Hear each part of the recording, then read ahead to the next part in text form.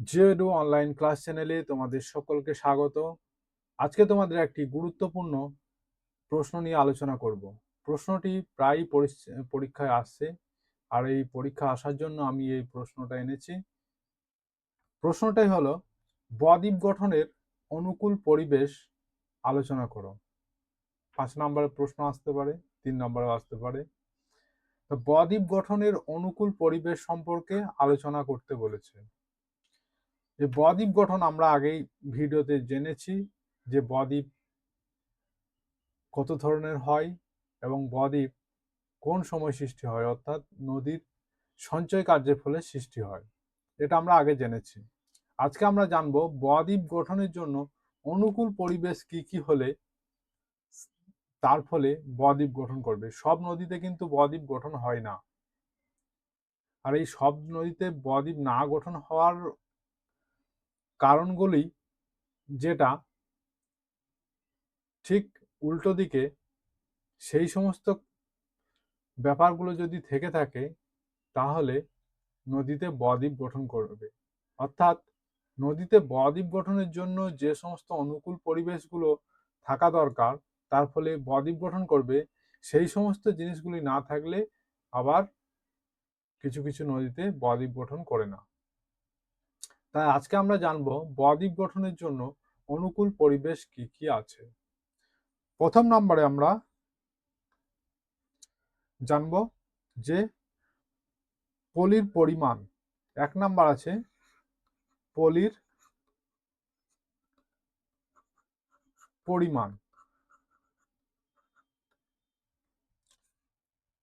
নদীতে যদি পলি অর্থাৎ যে সমস্ত জিনিসগুলো, উপাদানগুলো নুড়ি, কাঁকর, বালি, কাদা ইত্যাদি উচ্চ এবং মধ্যগতিতে ক্ষয়িত করে নিয়ে আসে এবং নদী বহন করে নিয়ে আসে নিম্ন গতিতে, সেই সমস্ত উপাদানগুলির পরিমাণ যদি না থাকে, অর্থাৎ সেই সমস্ত উপাদান যদি নদীতে না থাকে, তাহলে কিন্তু নদীর মোহনাতে কোনো সময় বদ্বীপ গঠন করবে না। তাহলে প্রথম যেটা দরকার সেটা হলো পলির পরিমাণ, অর্থাৎ নুড়ি, কাঁকর, বালি ইত্যাদি যে সমস্ত উপাদানগুলি নদীর সঙ্গে বাহিত করে নিয়ে আসে ক্ষয়িত পদার্থগুলি, সেই সমস্ত উপাদানগুলি দরকার। পলির পরিমাণ বেশি থাকা, পলির পরিমাণ থাকা দরকার, তবেই বদ্বীপ গঠন করবে। 2 নাম্বার আছে মোহনায়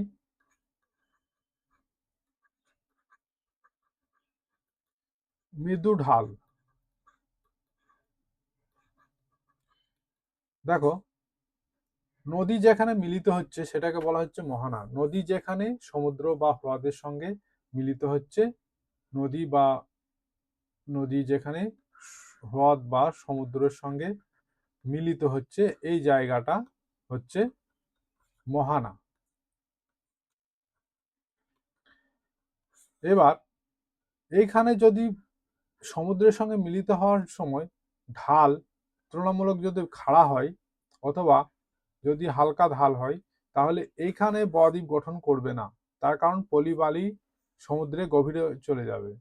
কিন্তু ঢাল যদি মৃদু হয়, ঢাল যদি মৃদু হয় অর্থাৎ যদি এইরকম ভাবে মিলিত হয়, কোনো নদী এসে সমুদ্রে মিলিত হলো এরকম, আবার কোনো নদী এসে হালকা ঢালের মধ্যে সমুদ্রে মিলিত হলো, তাহলে এই জায়গাতে বদ্বীপ গঠন করবে, কিন্তু এই জায়গাতে খরস্রোতা হয়ে যাবে। তাই নদীতে বদ্বীপ গঠন করবে না। যে সমস্ত পলি বালি নুড়ি কাঁকর নিয়ে আসবে সব সমুদ্রে গভীরে চলে যাবে, কিন্তু এখানে মোহনার মধ্যে বদ্বীপ গঠন করবে। আশা করি বোঝাতে পারলাম। এবার আমরা চলে আসব 3 নাম্বার কারণে। 3 নাম্বার যে অনুকূল পরিবেশ সেটা হবে অগভীর সমুদ্র।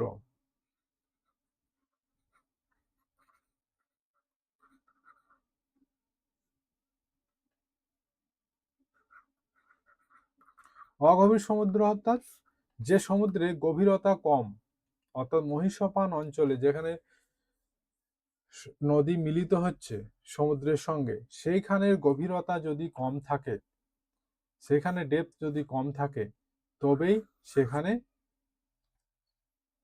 বদ্বীপ গঠন করবে। আর যদি গভীরতা বেশি থাকে তাহলে সেখানে বদ্বীপ গঠন করবে না। এ হলো কারণ। 4 নম্বর কারণ আমরা দেখব। 4 নম্বরে কি আছে? লবণতা বৃদ্ধি।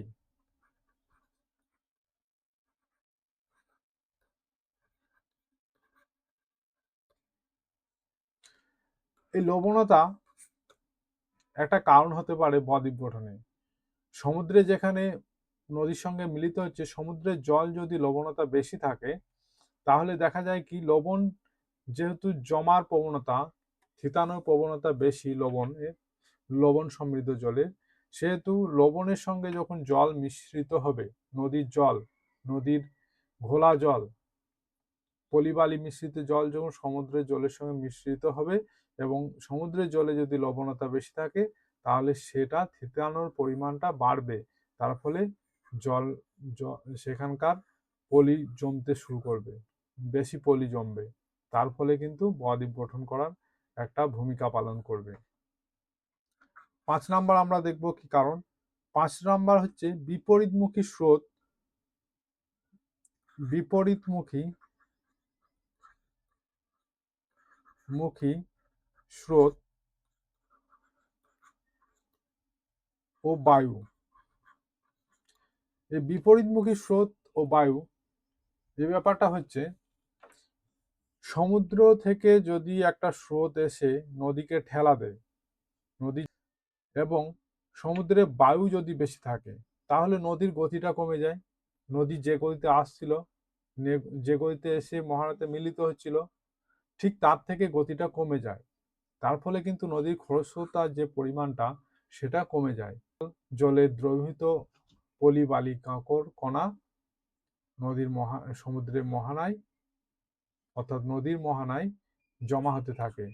সেটাও কিন্তু একটা কারণ। শান্ত সমুদ্র।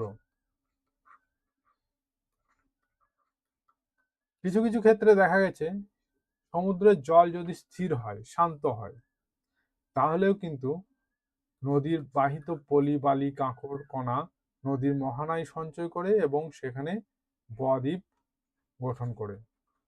তাহলে শান্ত সমুদ্র থাকাও একটা গুরুত্ব আছে। শান্ত সমুদ্র নদীর বদ্বীপ গঠনের জন্য উপযুক্ত।